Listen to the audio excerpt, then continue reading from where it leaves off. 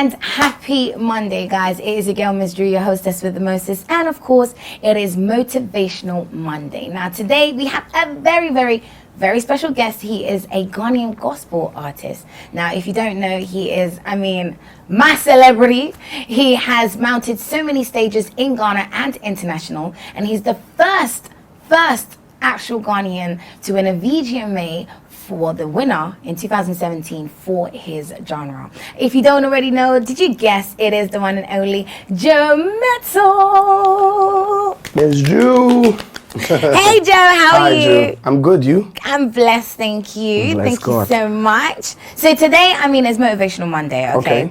And we're doing, I know you've done probably thousands of interviews, people talking about your life and all that stuff, but we're doing things different. Yeah, because you like international. You know that. You are. So I'm learning from you. Don't pretend. So, Joe, it is Motivational Monday here. And so today we want to just know about you, like on a deeper level. You know, some of the things that a lot of people don't know. There's quite a few people that are watching that, you're an inspiration to them. You are, just your life, your story, what you do. You inspire so many people. And we want to know about your story because we know that it didn't start off with all glitz, gold, and glamour. So we want to know how it all began. My story. How do I start? My full name is Joseph Oscar Mettle. I'm a Ghanaian. I hail from the Accra area, specifically a place called Asere. Asere. So it's actually, people say Asere.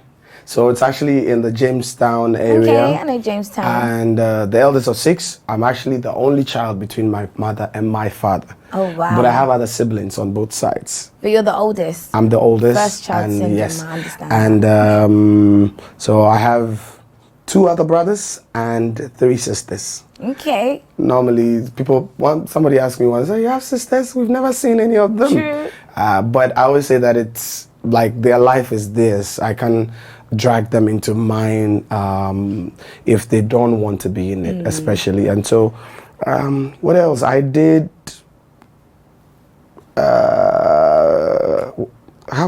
What can I say again? We want to know about life before Joe Mettle hit. Life before Joe Mettle. Yes. Life before Joe Mettle. Life as just as Joseph. Life as Joseph. So it was more like growing up in the Accra Central area, having to struggle through what we call life. Having to see the real life. At a point I was like, I can't grow up in this life. Like, things were too hard, things were too tough, things where you had to fight your way through everything. You had to work through everything. And I know people would say, but we also work through everything. But trust me, when there are no resources. Because a lot of people would say hard is relative. Yeah. I could say, it was hard because I had to do, one job. True. And you could be, it's hard because maybe there was no job. So elaborate a little bit more. The point is there was no job. And if there was any job, you were not really getting much for it. Actually, you were not, in fact, sometimes you can't even do anything with what you're being given. So at a point in time, I was like, let me just do my own things. But I had to work with my mom. I worked with my mom for a couple of years. My mom was also the same person, struggling through life. Anything my mom sold, I was the supporter because I was the eldest. What were you selling? So my mom sold leaves for food, like how, so before they introduced the rubber and the packs and everything, so the leaves will come from Takara, they bundled them, and I will go out there selling them to the food vendors. And so I had to do that each time before I went to school because we run the whole morning and afternoon shift. So when I had to go to school in the morning, I go very early in the morning to make sure that I supply to my clients. Sometimes if I have to go to maybe an afternoon shift, it's easier, but when morning shift, some of the clients won't come early. So by the time you come in the afternoon to supply them, somebody have crossed you. And on and on and on. After a while, when the packs and everything was introduced, I couldn't do that business anymore. And then my mom started selling food. So my mom was doing wache, rice, that too. She would cook, and then I would come to the roadside to dish it out to the people. Wow. Yeah, so I did business with my mom for a couple of years. So I did that for a while. That too went south. And then I started doing like brooms and canes, and Oh, wow. when the lights were out, I'll do kerosene a little bit, you know, all those things. So I've done all that till I was like, at a point I was like, you know what, I can't do this anymore, because I was a worship leader. So, what, you were a worship leader whilst doing all of this stuff as well? I was leading. So what is it that even made you want to even continue? Because you must have been like, God, are you even real if you're allowing me to do all of this stuff? Funny enough, I never questioned God. Good. I never questioned God, especially, you know, when you've seen him bring you out of different things. There were steps in our lives where before then certain things wasn't possible, and God made it possible. Sometimes in the eyes of people it wasn't that significant, because like the leap wasn't that much. Yeah. But it was enough for me. I couldn't probably maybe afford a meal a day. Now I can get a meal a day. It's enough. Even if I can get two a day. A meal was a testimony to me until it was 2 a day. And that, so you might think it was just a meal, but you have no idea how hungry I've been before. So a meal was a testimony. Yeah. And that was enough for me until the next testimony. And that was how I lived my life. Oh, I love so that. I learned to appreciate each breakthrough, each increase God brought to my life. And I never, ever questioned God. Yeah. I never questioned God. If there was anything, I go back to God and say, if I can get more, I will appreciate. Oh, I love but that. not that, why me? Why not you? You know, so each step, each breakthrough was a testimony for me. And so after a while, when all the other things were not working the way it was supposed to, I still trusted God for another breakthrough. Yeah. And so that was when I left my mom and you know, working with that food, because I was like, Mom, it's embarrassing, man. Church members pass by and sometimes they're like, is that not? And especially these young girls. Oh my God. Oh no. You're a guy, so it was embarraring. Like, what age were you at this point? I probably was about 17. Oh, or wow, 16, 17, wow, yes. nearly 20. So it was some way. Okay. And like, he's the one, he's not the one, he's the one, he's not. And I was like, no, I can't do this anymore. So I stopped, and then I went to do phone card business. So I started dealing I remember phone cards. Oh my goodness. So we're doing phone cards, credit. So there was this company we worked with. I remember very well. It was called Teletalk at that time. And so we take them, we supply it to the vendors the same way. I did that too for a couple of years till I was like, you know what, I want to go back to school. Okay. Yeah. So then you ended up like studying and doing all that stuff. I went back. You know. So when was the crossover from then into? So you said you were doing ministry at the same time. I was basically singing in church. That's it. Okay. Yeah. So then when was the point where you decided, actually, no, I don't even need to do this, or I don't want to do this, and I want to do ministry singing full time? That was later, because what happened was I went back to school. Okay. I actually went back to school. So my first, I was doing draftsmanship. So I did draftsmanship for a couple of years. So I do building drawings and all those things. But at a point, the hardship stepped in with the school. Fees paying was a problem. So I had to drop out at the final point. So that was when I went to work with someone doing the draftsmanship, and that too, at a point, it became some way. So this is what happened. At a point in time, I met the Apostle Leanne Kofi. Okay. That time, I went to minister in her church, and she was not even there when I ministered. So it was actually after the service, they were playing back. She was like, "Who's that?" And then so this young guy who came, and then she asked to meet her. So I went to meet her at her office, and she had a conversation with me about, you know, some of the things God had revealed to her about me, and, you know, the things God was going to do with me and all those things. And then, but she said, "What about school?" And I said, "I'm not schooling anymore. I'm working too." She was like, "No, you have to go back to school." I said, "But I can't afford." He said, "No, go back." So she made me go back to school. Wow. Started paying my fees for me and all those things. And so that was how I went back to school, started studying again. That one too, I didn't finish. I dropped out at a point. This time it wasn't about money, but I think at a point it was passion changed. You know. And then I around that season was when I joined Soul Winners. Okay. So, but before then, I was sometimes going to help Daninete, the late minister Daninete. Okay. A little bit. I worked with Cindy Thompson along the line a little bit. Wow, So it was big names. like everything was going on without me knowing even the direction God was taking me. But I knew that He had a plan and a purpose for me. And so after I left the draftsmanship, I was working, doing music here and there, but I knew in my heart that where God was taking me, I still needed to pursue a higher education. So what was it that kept you going? Because you knew exactly where it is that you wanted to go, but life was throwing all of these different things at you. You were still having to, basically get hand to mouth, make a means to an end. What is it that kept you going to not even give up? I think it was the promise. I had seen what God wanted me to do and what He was going to do with me. I was blessed to know the promise of God for my life at an early stage. Oh, wow. What I didn't know was how it's going to happen and how it was like I didn't know, but it made me understand the scripture that says all things work together for the good of them that love the Lord and are called according to His purpose. I was telling someone that is one of my favorite scriptures for that purpose, because I saw so much in my life. Yeah.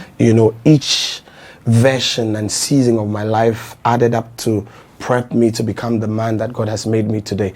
And so it was everything, like your hands and everything, trying to hold on to this. So at a point when I dropped out, I was like, I worked for a while. I said, you know what, I want to go back to uni. Oh, wow. And I didn't know how that was going to happen. I didn't have anything to show for. I had NVTI certificate. NVTI certificate was in Fanco University. So what I did was I had to go back to do remedial. So I went to His Majesty, registered myself to do remedial. So I wrote some of the courses. I was like, you know what, ministry was still going because I had to use that to pay. Yeah. So I had to split it in 2 years. Did a first batch the first year, did a second batch the second year. And then I applied to Pentecost University to do marketing. So that was how I went to Pentecost University. Marketing. To do marketing. So even the marketing now, this is, where the promise has told you you're going to go.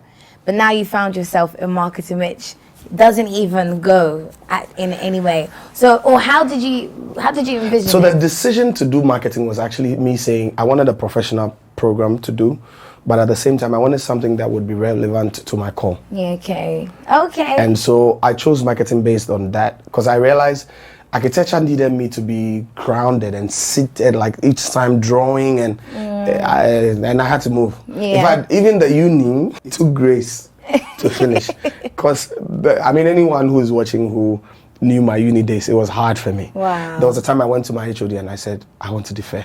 I begged her. Oh my I said I want to defer. She gosh. said one thing she told me was, she said, you know what, you're not going to become any smaller, but each time God is going to lift you. Yeah. If you defer now, you won't be able to come back. Yes. So it says, no matter how hard this is, Keep going. finish it. Keep going. Keep going. So sometimes I'll come back from administration, sitting in class, and I'm looking. I can't see a thing. Like, I'm so sleepy. Yeah, I'm so tired. I'm looking and I'm writing. And I had like a covenant brother who was a lecturer there, and sometimes they would come to say, where is that your brother? There's a class going on and he's not there. And I remember like yesterday, it was hard for me. First year, French. Hey, French. Everybody's stressed with French, even The me. thing is, it's a different thing. You don't understand the language well. So let's say you read, but you don't get it well. Yeah. In my case, I couldn't even read it to understand it. Oh, no. So the first semester, straight F. I got F. Second semester, I got F. Wow. But I was supposed to do French for 2 years. And so I was like, what am I going to do? So I studied French like it was math. I identified syllables, put them together. And that was how I was able to write during the second year. So the second year, I got B in both first and second semester. I didn't even know how. But I was doing it like calculation. So when I see A and B, I know that this is a conjugation. This is going to give me this word. Yeah. It would mean this. So my idea and focus was not necessarily to get it or understand it. It was just to calculate it and get it. Yes. Because the point is, I didn't do French in my earlier education, so I didn't know how I was going to. So education was hard for me during that time, but listen, I was not ready to give up on it. Yeah. I was like, where God is taking you, there's a lot you need to understand. I needed to be able to understand a few things to be able to get to that point, because I needed it. So I was willing to make it work. It was good because it seems like every single hurdle you kind of faced helped you to get closer It to where did. you are It now. did. It And did. so then you became Joe Mettle, or you always were Joe Mettle, but you are now basking in the glory. Amen. Okay? And then there are other struggles come. I mean, wherever you go, new levels mean new devils. So now you've gone to a whole new level. You're Joe Mettle. What are the struggles that you had been in the industry now? I mean, from the beginning, I struggled with acceptance. I struggled with acceptance even with people around me. Some people believed you were not good enough. You didn't sound good enough. And then also the ones that also thought you didn't know what you were doing, because the direction you're going won't bring you anywhere or won't take you anywhere. Yeah. This is the wheel. Why are you trying to reinvent it? Just follow the wheel. But I was like, I also believe what God had told me. And so I wasn't willing to stop. The usual struggles, which would be finance. I mean, it was hard from the beginning. Hard. So the little you make, you put it back in. But I think one of the things that also helped me was the fact that I'd always learned how to depend on God. Which is good. Always, from the beginning. That's good. So when people neglected me, I knew the way back to Him. So each time I was rejected, I went back to Him. Not that I wasn't. I mean, people did stuff. People would stab you in the. You go somewhere and the things you hear about yourself, you run away. But each time that happened, I learned, because I knew my way back to Him. Yeah. I just go back. And sometimes God will say, but why are you even bothering yourself? Because I called you in the first place. And I'm the one that is able to establish you. Yeah. And so it helped me to learn total reliance on Him. That's good. And it became a thing for me. Yeah. And so right from the beginning, sometimes till date, people sometimes say, how do you do it? How are you able to do this? And sometimes when you say it's the grace of God, it's a cliche. I'm like, it's not. It's legit. But truthfully, that's what it's been. Because most of the things that I do, I'm not able to explain. Yeah. I'm not able to explain. And I always tell people, if you can explain the steps it took you to get to where you are, then there hasn't been any work of grace. Ooh. Because grace in itself is unexplainable. Yeah. Grace and the favor of God. It's worked for me in Luke, I think 2:52. It says Jesus grew in wisdom, in stature, in favor with God and with men. And so I chanced on that scripture and I realized that, listen, apart from the favor of God, God can actually also cause you to have favor with men. And so I pray to God. This week, I've been sharing that thing with a lot of people about how important it is to have favor with men. It is. Sometimes you know how it says, when men favor you, when you receive favor from men because of the favor of God, they do things for you. They ask nothing in return. Yeah. That's a blessing. And sometimes I've had people favor me, and sometimes I'm even chasing them to say thank you. They don't want to hear from me. Oh. That's what the favor of God is. And so those are the things that has been a blessing to my life. It's like, listen, God used you to bless me. And I feel in my spirit to do this. Yeah. And most of the time you think it's because of you didn't do anything for them. It is God who laid you on their hearts to bless you. That's amazing. I mean, Joe, we could sit here for ages. He already knows we're friends, so we talk all the time. But there are people that are watching that, again, like I said, they're inspired just by just your journey, and they probably have gotten to the point where they do feel like giving up, or they just feel like, oh my goodness, just when they thought they were having a bit of a breather, then bam, another thing has come to knock them off. So what would you say as a motivational word that you would give to these people watching? Oh, all I want to say is don't give up. If you want an example, I'm one. If I am one that nobody expected, nobody had any expectation of making it, nobody had any good expectation, I would say, for me to come to the point that God has brought me. But one of the things too that I held on to was His promise. I don't know what promise God has given you. I don't know what vision He's put in your spirit and in your heart. But if He put it there, He's able to bring you to the point that He gave the vision to. And so what I want to tell you is things would happen. You see, if somebody tells you that things will not be hard, it's a lie. The hardships will come. The difficulty will come. The rejections will come. But hold on to the promise. Hold on to the promise of God. not only his promise, but hold on to the God of the promise. Yeah. And no matter how long it would take, keep pushing, keep working, keep believing. And the one who is faithful that has called you and given you that promise will bring you to the point that he's called you to. And so, listen, no matter what anyone has told you, it's their opinion. Let them say what they want to say. But the point is, whose report would you believe? Keep holding on to God, keep holding on to his promise. And at the time that he's destined for you, it will come to pass. Oh, even I'm feeling inspired. I want to cry. Joe, thank you. We cannot say thank you enough. Thank you for having me. I mean, we can't have a nice conversation without letting everybody know what you've got coming up or where we can follow you and see the new parts of your journey. I'm Joe Mettle on Instagram, Joe Mettle on Facebook, as J Mettle on Twitter, Joe Mettle on YouTube and everywhere else. There's so many things that God has laid on our hearts this year. This year, amazing things are coming your way. Obviously, few songs that is going to be a great blessing to your life. Some great stuff. But the most important thing is, please follow us. Follow all the online platforms. I think recently I joined TikTok. I don't know how it works, but I'm learning too. But so we're going to be doing some dancing. Guys. You know, so just watch out. But the most important thing I also want to say is this year be praying with us, and this year be praying yourself. Listen, there's going to be so much that will be happening both for us and the world at large, but it will take those who know their God to be strong and do exploits. And so there's so much coming up. Just watch the space, they say. I love it. Thanks, guys. Of course, you already know that was Motivational Monday with your girl, Miss Drew, your hostess with the mostest. And we're taking it back to Godwin and Edmar at the AM Club. And we'll see you after this.